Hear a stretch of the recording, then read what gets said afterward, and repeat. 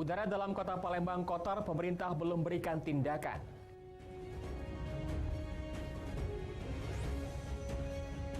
Perusahaan sawit saling klaim lahan tambang batubara. Spesies ikan belida mulai dilindungi.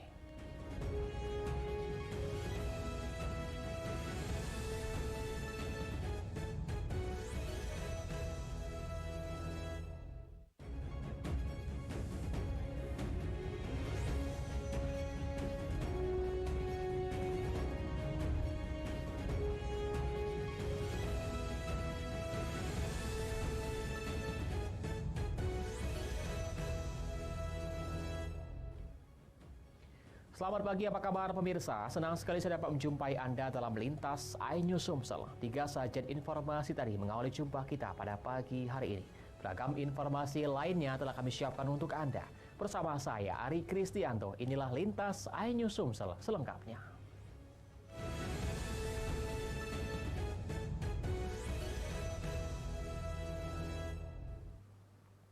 Kita awali informasi pada pagi hari ini pemirsa, ratusan pekerja dan karyawan di perusahaan kelapa sawit PT Sentosa Kurnia Bahagia atau PT SKB di Musi Banyuasin terlibat bentrok terkait tambang batubara. PT SKB mengeklaim lahan batubara tersebut berada di lahan mereka sehingga pekerja menutup akses jalan menuju ke tambang.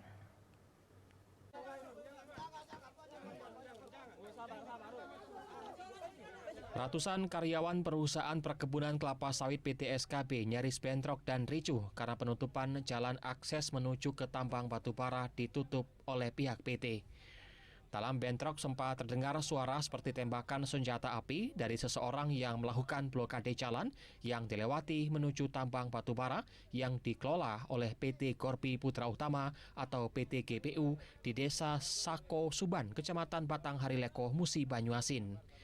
Pekerja dan karyawan perkebunan kelapa sawit meminta pihak perusahaan tambang batubara untuk tidak melakukan aktivitas di lahan perkebunan kelapa sawit PT SKB yang mulai berdiri sejak tahun 2018 lalu hingga saat ini dan masih dalam sengketa kedua belah pihak. Sebelumnya, PT SKB memiliki izin hak guna usaha atau HGU. Penyelesaian lahan antara PT SKB dan PT GPU ini telah berlangsung puluhan tahun. PT SKB yang memiliki HGU merasa bahwa tambang batubara yang digarap oleh PT GPU tersebut berada di lahan mereka. Sehingga pekerja dan karyawan PT SKB meminta kepada pihak pemerintah daerah maupun pemerintah pusat untuk segera menyelesaikan masalah sengketa lahan yang terjadi sejak terbitnya Permendagri nomor 76 tahun 2014.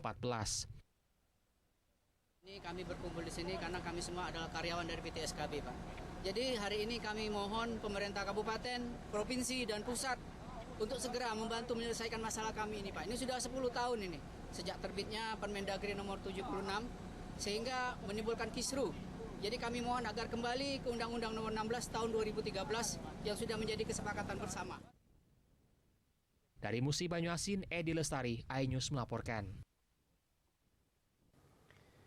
Sekitar 80 hektar lahan gambut di 3 kelurahan dalam Kecamatan Sematang Borang, Palembang terbakar. Pemadaman dialami petugas begitu dramatis, pasalnya lokasi sangat jauh dari sumber air dan sulit dijangkau oleh kendaraan.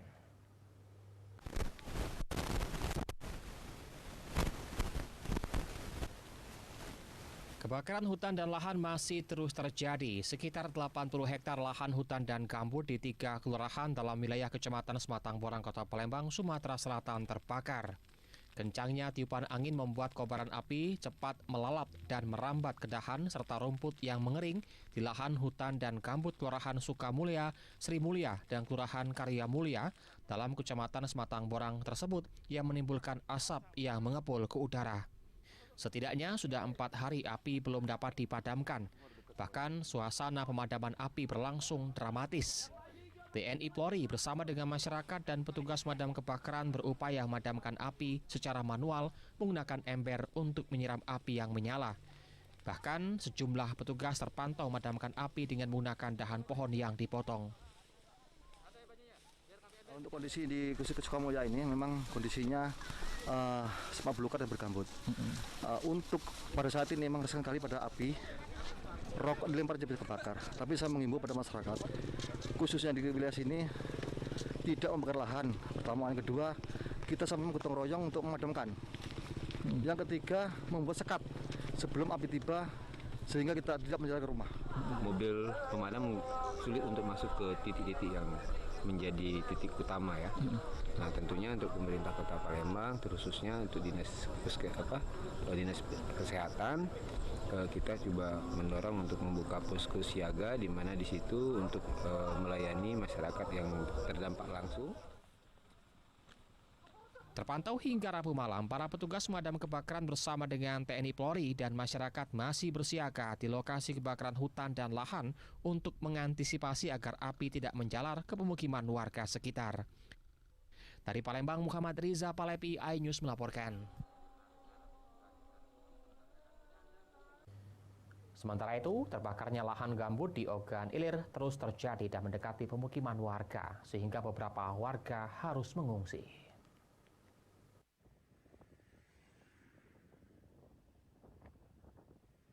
Terbakarnya lahan gambut di Kecamatan Pemulutan Ogan Ilir yang tak jauh dari Jakabaring membuat Palembang terus diselimuti kabut asap. Kebakaran lahan dan semak belukar di wilayah Ogan Ilir yang terus terjadi diduga kuat adanya unsur kesengajaan sehingga ratusan hektar lahan selama kemarau habis dilalap si jago merah. Petugas gabungan yang terdiri dari petugas kepolisian, TNI, Damkar, BNPB Sumatera Selatan, dan Manggala Agni terus berusaha memadamkan kobaran api yang mengancam pemukiman warga. Warga yang panik kini mencoba meninggalkan rumah mereka karena setiap saat kebakaran selalu mengancam warga. Belum tahu dari mana muncul titik api. Ini dekat dengan pemukiman, kita fokus memadamkan dulu. Bergabung dengan BPBD yang pasti kita pastikan tidak mendekat ke pemukiman. Berarti titik api ini sudah mulai sedikit mendekati pemukiman warga nih Bang ya? Iya, yang pasti kita sekat. Jangan sampai mendekati itu sudah berbahaya. Dari Palembang, Muhammad David, iNews melaporkan. Kiriman kabut asap masih terus dirasakan warga Kota Palembang. Kabut asap sangat terasa pada malam dan pagi hari dan membuat jarak pandang terbatas dan mulai mengganggu pernafasan warga Kota Palembang. Sejauh ini belum ada keterangan dari pemerintah terkait dengan kondisi Kota Palembang yang dikotori oleh kabut asap.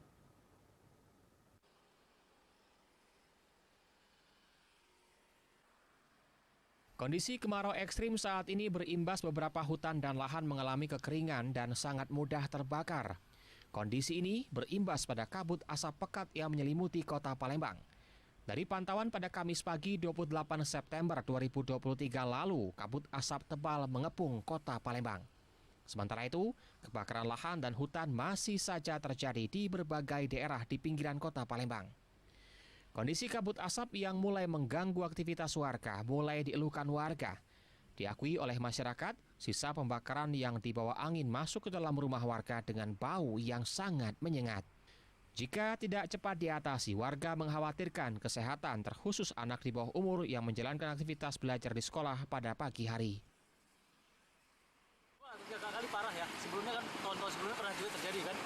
Ya kan? Kali ini parah lah, sampai di rumah pun di kilometer 7 itu abu-abu sampai masuk rumah, depan rumah itu. Bekas bakaran apa itu rumput-rumput yang kering itu sampai ke rumah itu terbangnya sampai di kilometer 7. Kita keluhkan apa sih Pak? Hah? Kita keluhkan apa nih? Ya yang keluhkan ya asapnya lah, mengganggu kesehatan yang jelas khususnya buat anak-anak kita kan sekolah kan. Sejauh ini belum ada keterangan dari pemerintah provinsi dan kabupaten kota terkait dengan kondisi udara dalam Kota Palembang. Dalam kondisi Palembang berkabut saat ini, kondisi udara di dalam kota dipastikan kotor. Dari Palembang, Erwin Setiawan, iNews melaporkan. Beralih ke informasi lainnya, 3 rumah mewah dan 1 bangunan ruko milik Ratu Narkoba asal Palembang disita oleh Direktorat Narkoba Polda Lampung. Penyitaan aset sebagai barang bukti yang diduga hasil penjualan narkoba.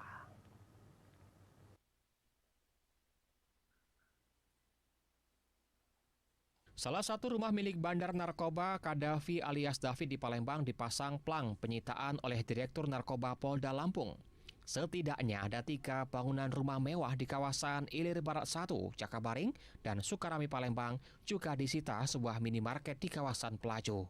Sementara itu, rumah mewah yang terletak di Jalan Catur Blok E30, Lorok Pakco, Ilir Barat 1 Palembang sebagai tempat tinggal si Ratu Narkoba Adelia Putri Salma yang juga istri dari Gaddafi alias David.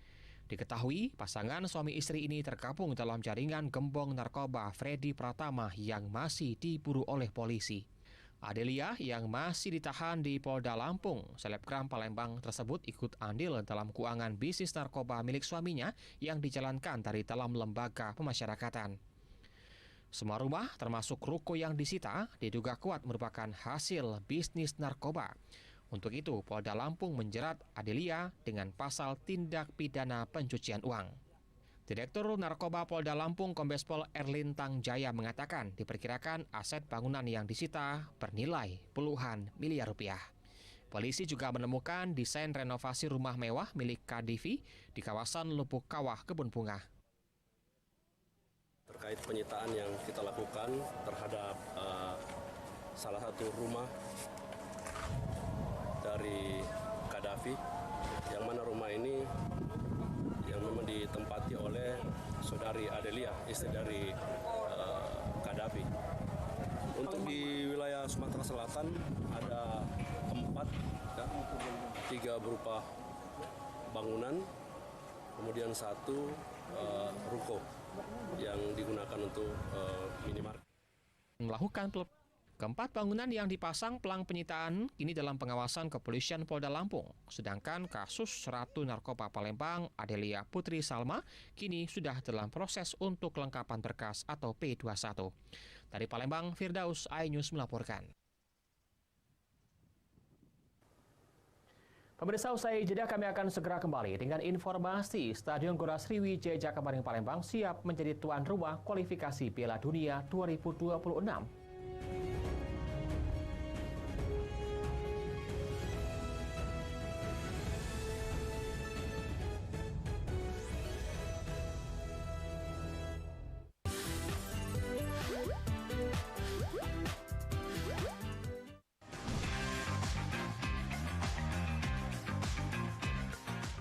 Episode penuh inspiratif bersama Bapak Haritanu Sudibyo. Rumah Pak Syarkani dan Ibu akan diperbaiki supaya layak huni.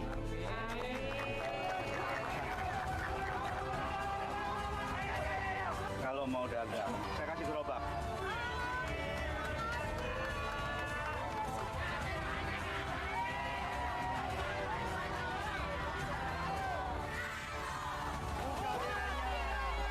Lebih awal, pukul 19, hanya di MNC TV.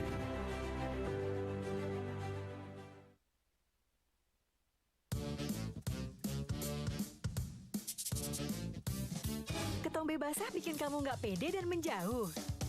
Head & Shoulders, efektif kalahkan ketombe basah. Head & Shoulders dengan wangi baru. Selamat pagi, Upin Ipin. Hanya di MNC TV. Halo, saya Mr. Aladin. Mau keliling Indonesia atau mancanegara? Semuanya bisa. Mau naik kereta atau naik pesawat? Ada banyak aktivitas, tur, sama tempat wisata yang bisa kamu cobain. Tinggal pilih. Mau yang mewah, resort, villa, semuanya ada. Promonya banyak. Download aplikasinya sekarang juga. Mr. Aladin. Episode penuh inspiratif bersama Bapak Haritanu Sudibyo. Rumah Pak Syarkani dan Ibu akan diperbaiki supaya layak huni. Tayang lebih awal pukul 19, hanya di MNC TV. Tanya Mama yuk, ayo. Siraman kolbu di MNC TV. Hey, cek rambut. Insecure terus sama rambut kamu? Pakai Rejoice 3-in-1. Rambut jadi lembut, harum, ternutrisi. Bebas insecure seharian. By Drama Rambut. Baru Rejoice 3-in-1.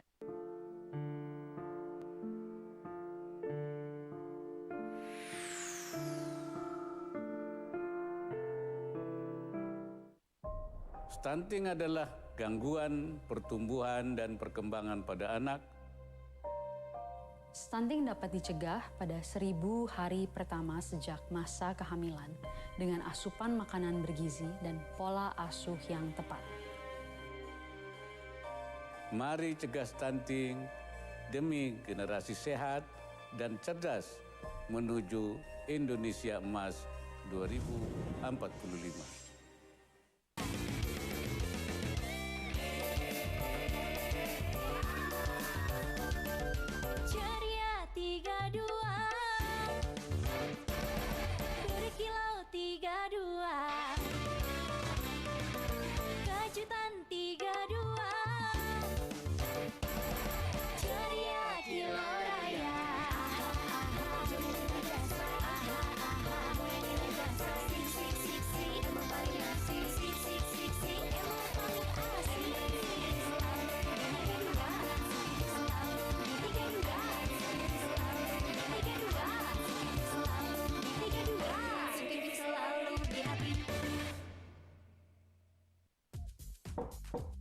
Sambut 9 hari 9 malam hemat pol-polan di Aladin Mall.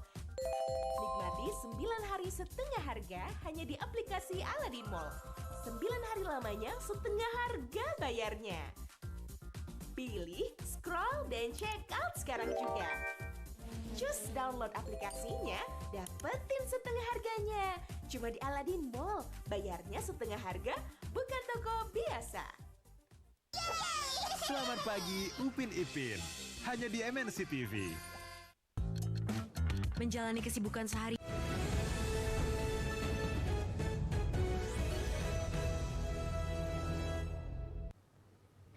Anda masih bersama kami di Lintas iNews Sumsel. Spesies ikan belida mulai mengalami kepunahan. Untuk itu, dalam mengembalikan habitat hewan jenis vertebrata ini, Pusat Riset Konservasi Sumber Daya Laut dan Perairan Darat Badan Riset dan Inovasi Nasional menggandeng Universitas PGRI Palembang dan Pertamina Refinery Unit 3 Pelaju dengan melakukan konservasi ex situ ikan belida.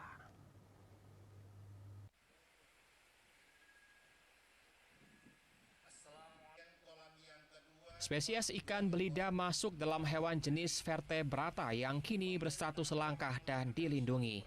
Sebagai upaya penyelamatan ikan belida dan demi mengembalikan habitatnya, Pusat Riset Konservasi Sumber Daya Laut dan Perairan Darat Badan Riset dan Inovasi Nasional dengan menggandeng Universitas PGRI Palembang dan Pertamina Refinery Unit 3 Pelaju melakukan konservasi ex situ ikan belida, di mana sebanyak 51 indukan ikan belida akan dikembangbiakan di kolam Fakultas Perikanan Universitas PGRI. Sebelum ikan dilepas dalam kolam, ikan tersebut harus melewati beberapa tahapan karantina guna menghindari tingkat stres ikan belida tersebut. Mengingat ikan belida didatangkan dari beberapa pulau. Selain itu, ikan tersebut akan dibantu dengan beberapa teknologi untuk mempercepat pertumbuhan serta mengembangbiakan ikan belida. Persiapan ini kami memang sedang sungguh-sungguh. Kalau bisa dilihat ada flashback-nya sebelum ini, kampus C kan artinya belum seperti sekarang ini ya, itu yang pertama. Lalu Pak Rektor juga sudah membenahi seluruh fasilitas yang ada di kampus C ini itu tentang fasilitas. Lalu SDM sendiri Pak Rektor artinya dalam hal ini sudah mempersiapkan. Itu ada di undang-undangan dan ikan-ikan kecil lainnya seperti ikan sepat dan ada ikan jenis kecil lain seperti ikan juga. Nah, kemudian dari kualitas airnya kita juga sudah melakukan pengecekan dan alhamdulillah di sini baik dan mirip dengan kondisi yang ada di alam, sehingga kita melakukan kegiatan untuk pemeliharaan ikan belidanya di kolam tanah dan akan kita situasikan juga di bak lainnya, bak pas. Oke, cukup. Setelah dianggap berhasil dalam proses pembudidayaan ikan belida, Universitas PGRI akan melakukan pelepasan bibit ikan belida secara besar-besaran di perairan Sungai Musi. Dari Palembang, Erwin Setiawan, iNews melaporkan.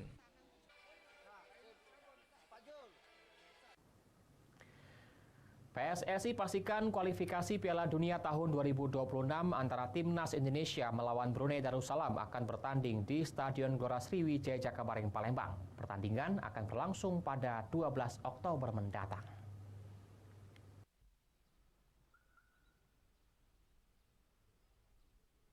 Stadion Gelora Sriwijaya Jakabaring Palembang terus mempersiapkan diri saat ditunjuk sebagai tuan rumah laga Timnas Indonesia versus Brunei Darussalam dalam ajang kualifikasi Piala Dunia 2026 yang akan berlangsung pada 12 Oktober mendatang.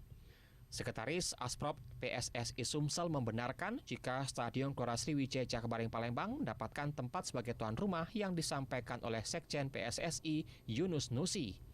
Yunus Nusi berharap bisa mendapatkan surat resmi dari PSSI agar dapat mempersiapkan pertandingan dengan baik, seperti melakukan koordinasi dengan pihak kepolisian terkait pengamanan. Kemudian, jalur tiket dan tentunya kesiapan stadion berkapasitas 23.000 penonton ini. Segala sesuatu memang selama ini sudah siap ya untuk bertanding di Gelora Jakabaring itu. Tapi untuk keputusan lebih lanjut, mungkin PSSI akan berapat hari ini. Kita akan menunggu surat resmi dari PSSI. Apakah memang kita ditunjuk pada rencana tanggal 12 nanti, apakah tidak. Kita menunggu dalam berapa hari surat resminya. Karena sudah limit waktunya kan sudah berapa hari lagi. Sementara itu, Direktur Utama Jakabaring Sport City Meina Fatriani Paloh mengatakan, Stadion Gelora Sriwijaya Jakabaring Palembang memang sudah berstandar FIFA karena sudah lolos pada persiapan venue Piala Dunia U20. Jadi untuk kesiapan kita sih sudah siap, sangat siap, karena kita juga sudah sesuai standar FIFA semuanya. Jadi tinggal ready aja. Tinggal main aja. Hari ini pun untuk main pun udah bisa. Jika pertandingan tersebut terlaksana dengan baik, tentunya menjadi kabar baik bagi pecinta timnas sepak bola tanah air. Pasalnya selama ini, permainan, arahan, dan kolega hanya bisa dinikmati supporter di Pulau Jawa saja. Dari Palembang, Bambang Irawan, iNews melaporkan. Sementara itu, Sriwijaya FC membidik kemenangan di kandang sendiri laga lanjutan Liga 2 Grup 1 melawan Semen Padang. Dua pertandingan tandang Sriwijaya FC meraih hasil minor dan hanya mengumpulkan 1 poin.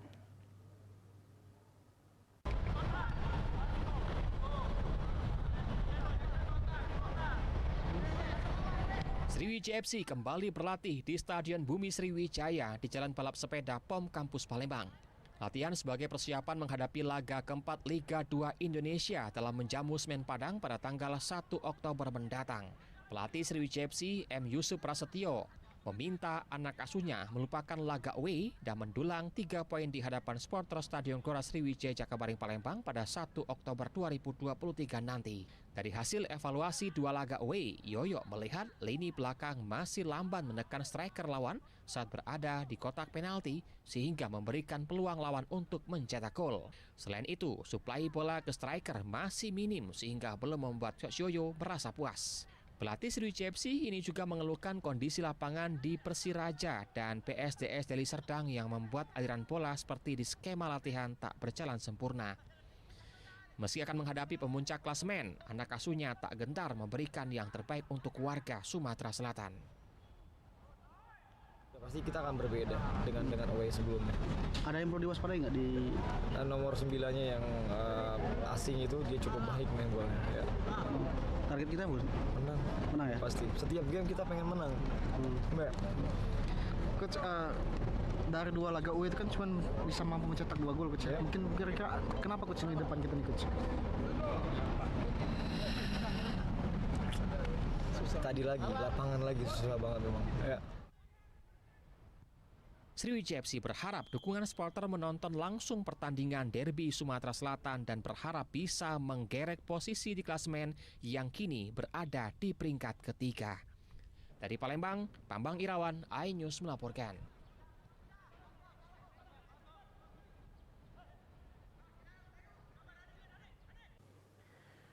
Pemirsa, informasi tadi mengakhiri jumpa kita pada pagi hari ini. Jangan lewatkan informasi menarik lainnya dalam Lintas iNews Sumsel, Senin sampai Jumat pukul 5.30 waktu Indonesia Barat. Saya Ari Kristianto, mewakili teman-teman yang bertugas mengucapkan terima kasih atas kebersamaan Anda dan sampai jumpa.